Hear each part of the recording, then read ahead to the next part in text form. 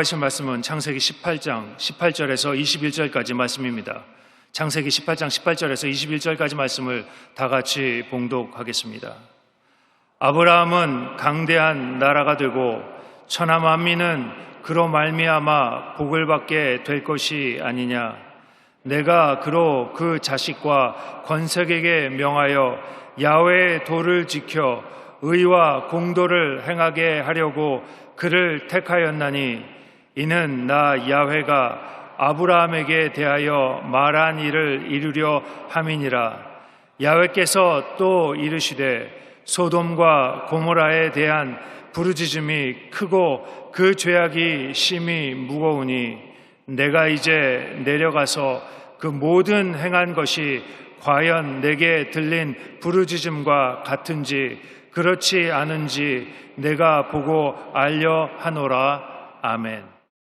성경을 보면 소돔과 고모라가 하나님의 심판으로 멸망당하는 이야기가 나옵니다. 소돔과 고모라는 정욕이 넘쳐나고 매우 부패하고 도덕적으로 무너진 곳이었습니다. 하나님께서 소돔과 고모라를 심판하시기 전에 그곳에 두 천사를 보냈는데 그들이 소돔에 이를 때 아브라함 조카 롯이 두 천사를 자기 집에 머물게 했습니다. 그런데 그날 밤에 소돔 사람들이 롯의 집으로 몰려와서 롯의 집을 둘러쌌습니다. 그들은 롯에게 오늘 밤에 내게 온 사람들이 어디 있느냐 이끌어내라, 우리가 그들을 상관하리라고 말합니다. 이것만 봐도 소돔과 고모라 성 사람들이 얼마나 부패했는가를 알 수 있습니다. 소돔과 고모라 사람들은 도덕적으로 악하고 타락했기 때문에 심판을 받는 것이 당연합니다. 그런데 아브라함의 조카 롯도 멸망당할 위기에 처해 있었습니다. 그는 하나님을 아는 사람임에도 불구하고 얼마나 세상을 사랑했던지 그런 음란하고 방탕한 곳을 택하여 그곳에서 살았던 것입니다. 그러므로 롯이 올바른 신앙생활을 했다고는 볼 수 없습니다. 아브라함이 롯을 위해 기도하고 있었기에 롯이 그 영혼을 유지했지, 그렇지 않았다면 완전히 파멸당하고 말았을 것입니다. 그런데 하나님께서는 소돔과 고모라에 멸하시기 전에 그 계획을 아브라함에게 먼저 알려주셨습니다. 아브라함은 하나님의 심판 계획을 듣자 하나님께 나아가서 간절히 중보기도를 했습니다. 아브라함이 기도하기를 주께서 의인을 악인과 함께 멸하려 하시나이까 그 성중에 의인 50명이 있을지라도 주께서 그곳을 멸하시고 그 50인을 위하여 용서하지 아니하시리이까 그렇게 기도했습니다. 아브라함의 기도를 보면 그는 하나님의 성품을 쫓아서 기도했습니다. 하나님은 공의를 행하시는 분이시기 때문에 의인에게는 형벌을, 의인에게는 구원을 베푸시는 분임을 알았던 것입니다. 공의의 하나님께서는 죄인과 의인을 무더기로 함께 심판하지 않습니다. 의인은 반드시 구출하시는 것입니다. 그래서 아브라함은 공의로운 하나님에게 나아가서 이 성에 50명의 의인이 있으면 50명 때문에 용서해 주시겠습니까? 그렇게 기도를 한 것입니다. 그러자 하나님께서는 내가 만일 소돔 성을 가운데 의인 50명을 찾으면 그들을 위하여 온 지역을 용서하리라고 말씀하셨습니다.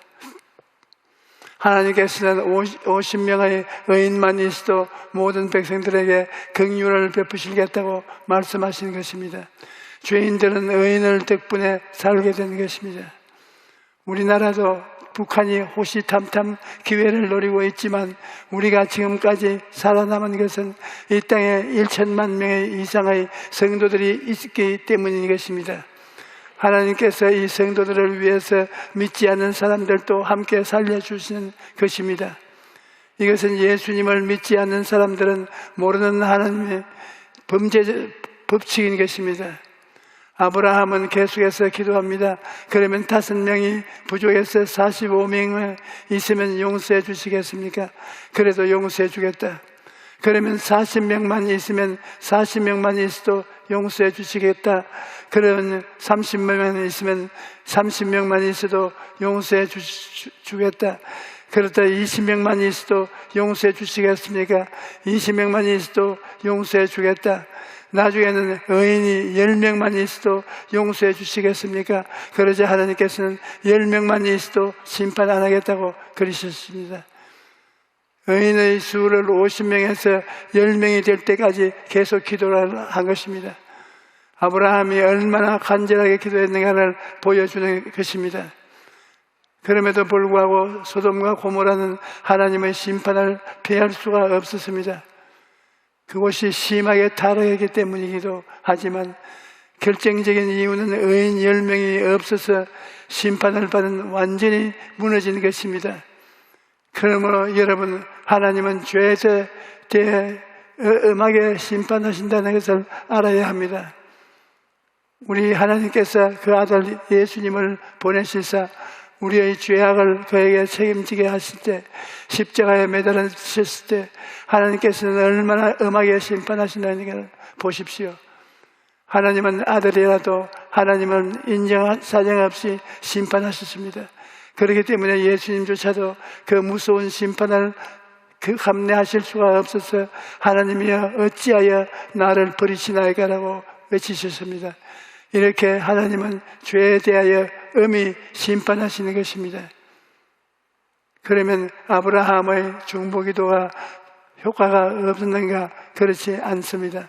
소돔과 고모라는 멸망했지만 아브라함의 중보기도는 효과가 있었습니다.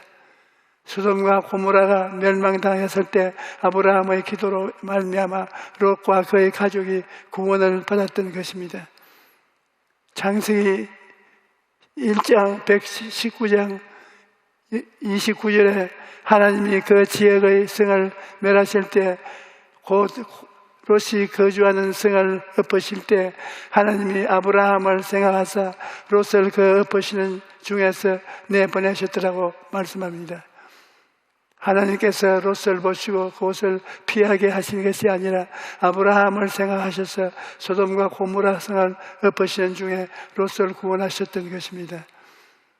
롯의 신앙을 보시는 것이 아니라 의인 아브라함의 간구에 응답하셔서 롯의 생명을 건져주시던 것입니다. 야고보서 5장 16절에 그러므로 너희 죄를 서로 고백하며 병이 낫기를 위하여 서로 기도하여라. 의인의 간구는 역사하는 힘이 큼이라고 호하였습니다. 그러므로 여러분은 중보기도는 큰 힘이 있는 것입니다.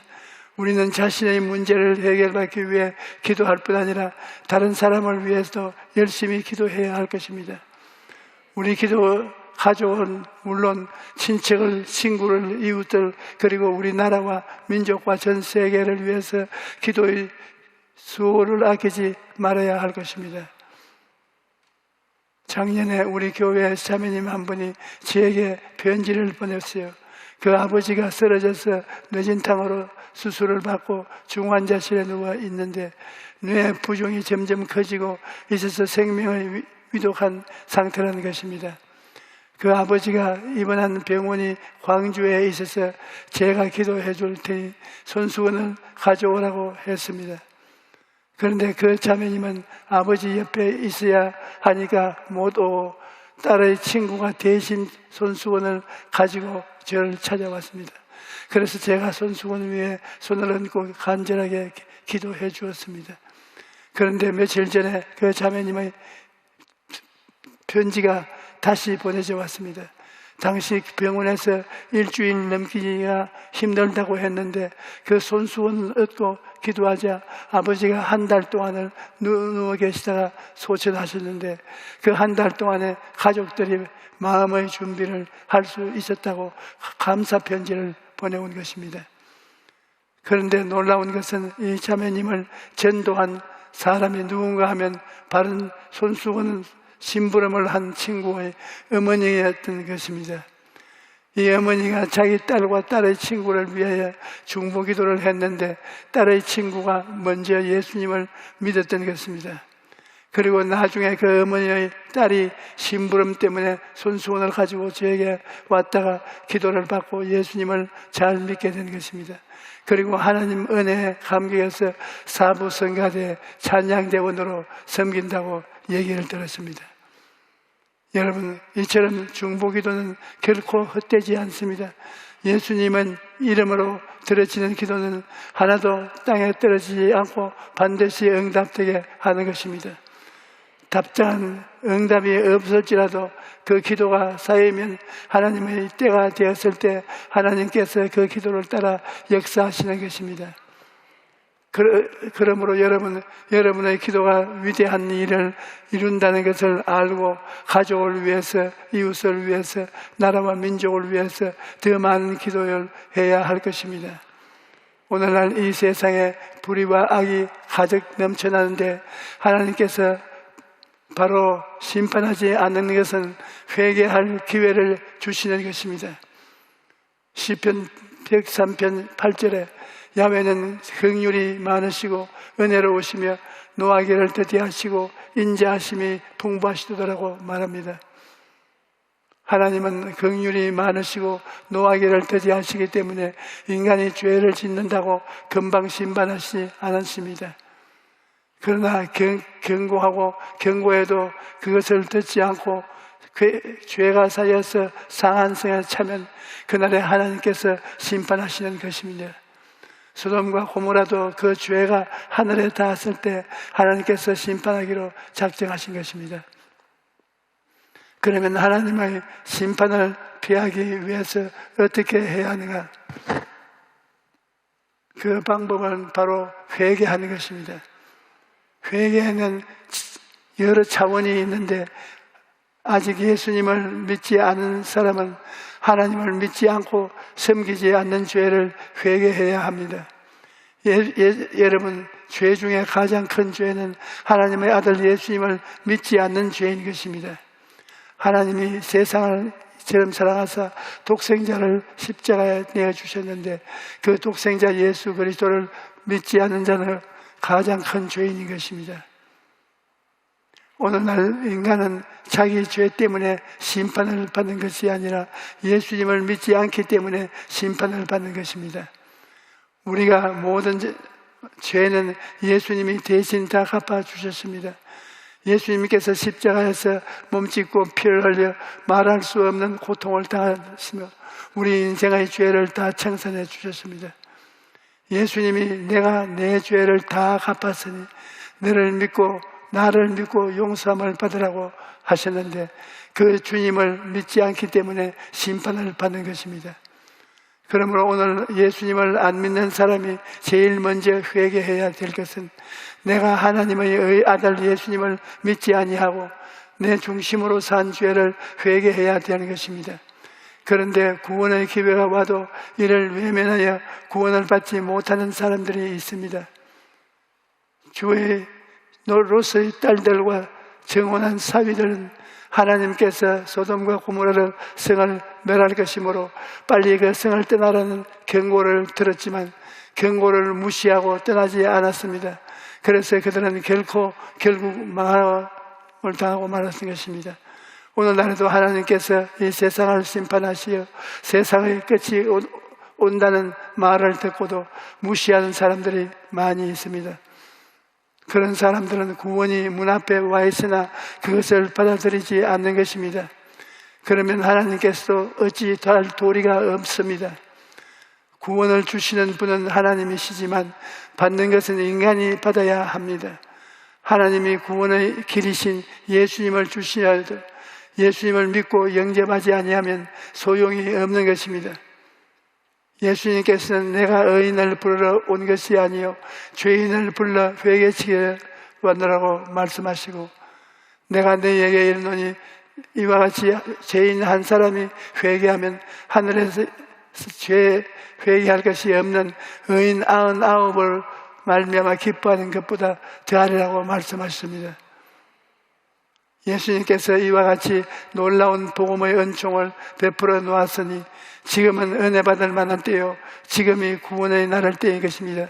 그러므로 여러분, 지금 회개하고 예수님을 믿어야 합니다. 그런데 불신자뿐만 아니라 예수 믿는 성도들도 회개를 해야 하는 것이 있습니다. 왜냐하면 우리는 죄를 오염된 세상에 살면서 날마다 더러워지기 때문인 것입니다. 아담과 하와는 무공의 시대에 살았습니다. 에덴 동산에는 죄가 없었습니다. 그런데 무공의 시대에 살면서도 마귀의 유혹을 받아 넘어졌는데 우리는 죄가 꽉 들어찬 세상에 살고 있는 것입니다. 눈을 뜨면 죄가 보이고 어느 곳에든지 가도 죄의 바람이 불어오는 것입니다. 죄가 꽉 들어찬 세상에 사니 예수를 믿고 구원받아도 하나님의 자녀가 되어도 죄에 빠지고 죄로 말미암아 상처를 입을 때가 많은 것입니다. 그러므로 예수님을 믿는 사람들도 날마다 죄를 회개해야 하는 것입니다. 사람들은 회개를 그냥 후회만 하고 자백만 하는 것으로 생각하는데 후회와 자백하는 것과 더불어 삶의 방향까지 바꿔야 되는 것입니다. 자기 중심으로 살던 삶을 하나님 중심으로 바꾸고 세상을 따라 살던 삶을 주님을 따라 사는 삶으로 바꾸는 것이 회개인 것입니다. 회개란 히브리어로 슈버인데 그 말은 되돌아오다라는 뜻을 가지고 있습니다. 하나님을 떠난 세상 길로 가던 사람이 하나님께로 돌아오는 것이 회개인 것입니다. 디모데후서 3장 1절로 5절에 너는 이것을 알라. 말세에 고통하는 때가 이르리니 사람들이 자기를 사랑하며 돈을 사랑하며 자랑하며 교만하며 비방하며 부모를 거역하며 감사하지 아니하며 거룩하지 아니하며 무정하며 원통을 함을 풀지 아니하며 모함하며 절제하지 못하며 사나우며 선한 것을 도로하지 아니하며 배신하며 조급하며 자만하며 쾌락을 사랑하기를 하나님 사랑하는 것보다 더하며 경건의 모양은 있으나 경건의 능력은 부인하니 이 같은 자들을 내가 돌아서라고 말씀합니다. 오늘날 많은 사람들이 자기를 사랑하고 돈을 사랑하고 쾌락을 사랑해서 하나님을 섬기지 않습니다. 하나님 대신에 자기가 하나님이 되고 돈이 하나님이 되고 쾌락이 하나님이 된 것입니다. 우리는 이러한 죄를 모두 회개하고 철저하게 하나님 중심의 삶으로 돌이켜야 하는 것입니다. 시편 52편 17절에 하나님께서 구하시는 제사는 성한 심령이라 하나님이여 상하고 통회하는 마음을 주님께서 멸시하지 않으시리라고 말씀합니다. 하나님께서는 상하고 통회하는 마음을 불쌍히 여기시고 소생시켜 주시는 것입니다. 잠언서 28장 13절에도 자기의 죄를 숨기는 자는 형통하지 못하나 죄를 자복하고 버리는 자는 불쌍히 여김을 받으리라고 하는 것입니다. 죄를 숨기면 형통하지 못합니다. 왜냐하면 하나님은 죄인을 멀리 하시기 때문입니다. 그러나 죄를 자복하면 하나님이 불쌍히 여기셔서 죄를 씻어주시고 용서해 주시는 것입니다. 히브리서 4장 16절에 그러므로 우리는 긍휼하심을 받고 때를 따라 돕는 은혜를 얻기 위하여 은혜의 보좌에 담대히 나아갈 것이라고 말씀합니다. 여러분, 우리 앞에는 은혜의 보좌가 나아가는 길이 항상 열려 있습니다. 예수 이름으로 언제든지 하나님 앞에 나아가 죄를 회개하고 긍휼하심을 얻을 수가 있는 것입니다.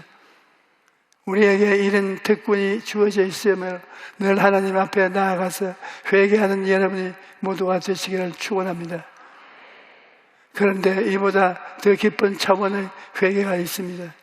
우리가 성령님을 의지하면 성령께서 깊은 차원의 회개를 할 수 있도록 은혜를 베풀어 주시는데 이러한 회개는 바로 생각이 변화되는 것입니다. 여러분, 생각이 달라지는 것이 깊은 차원의 회개인 것입니다. 여러분이 예수님을 믿기 전에는 세상적으로 생각하고 이 세상의 가치관을 따라서 살았습니다. 그러나 예수님을 믿고 난 후에는 생각이 달라져야 하는 것입니다. 로마서 12장 2절에 너희는 이 세대를 본받지 말고 오직 마음을 새롭게 하여 변화를 받아 하나님의 선하시고 기뻐하시고 온전하신 뜻이 무엇인지 분별하도록 하라고 말합니다. 그러므로 깊은 차원의 회개라는 것은 마음을 새롭게 함으로 변화를 받는 것을 말하는 것입니다. 언제나 하나님을 중심으로 생각하고 믿음과 순종을 생각하고 십자가를 바라보고 마음이 달라져야 하는 것입니다. 십자가의 대속의 은혜로 말미암아 나는 용서받은 의인이라고 마음으로 무장을 하고 용서받은 의인이 의롭게 살아야 하겠다는 마음으로 변화되어야 합니다. 또 나는 예수님을 통해서 하나님과 화목하고 성령께서 내 속에 와 계심으로 성령을 항상 내 마음속에 인정하고 환영하고 모셔드리고 성령과 동행함으로써 거룩하고 성결한 삶을 살아야 하는 것입니다. 또 예수님께서 우리의 연약한 친히 담당하시고 병을 짊어지고 가셨으므로 예수님이 나의 치료자가 되시고 나를 건강하게 하셨다는 생각으로 마음을 무장해야 하는 것입니다. 또 예수님이 나를 위하여 저주받은 바 되어서 율법의 저주에서 나를 해방하였으니 예수 안에서 나는 아브라함의 복을 받은 사람이라는 생각을 무장해야 합니다. 그리고 예수님을 통하여 나는 부활이여 영생인 천국이 내 본향이라는 생각으로 바꾸어야 하는 것입니다. 이와 같이 우리의 생각이 하나님의 말씀과 오중보험으로 무장하고 생각을 새롭게 하는 것이 깊은 차원의 회개인 것입니다. 여러분, 우리의 신앙은 종착역에 도착할 때까지 회개의 연속일 것입니다. 우리는 회개의 의미를 한 가지에 국한시켜서는 안 됩니다. 예수 안에 믿는 사람들에게 회개라는 것은 돌이켜 예수님을 믿고 예수님 믿는 것을 삶의 원리로 삼으라는 것이고, 예수님을 믿는 사람에게 회개하라는 것은 윤리와 도덕적으로 잘못된 죄를 회개하고 거룩한 삶을 살라는 것이요, 예수 믿음을 잘 믿고 올바른 신앙생활을 하는 사람에게는 회개하는 것은 더욱 하나님 중심으로 살고 마음의 생각을 변화시키고 점차 마음이 말씀으로 깊은 곳에 들어가서 하나님의 능력과 권세를 가지고 살라는 의미입니다. 이러므로 회개는 삶이 복된 것입니다. 오늘 이후로 여러분 모두가 회개를 통해 하나님을 더욱 기쁘시게 하는 여러분 모두가 되시기를 주님의 이름으로 축원합니다. 할렐루야.